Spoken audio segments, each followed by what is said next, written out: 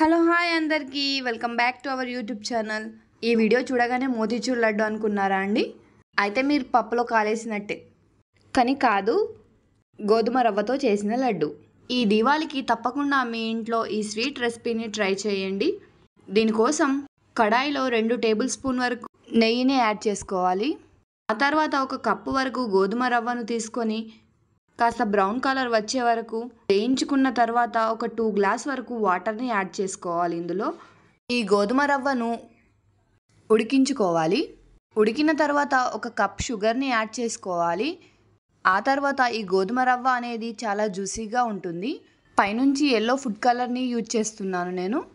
ఇప్పుడు లో ఫ్లేమ్లో మాత్రమే ఉడికించుకోవాలి. తర్వాత పైనుంచి కర్బూజా గింజల్ని వేసుకోవాలి.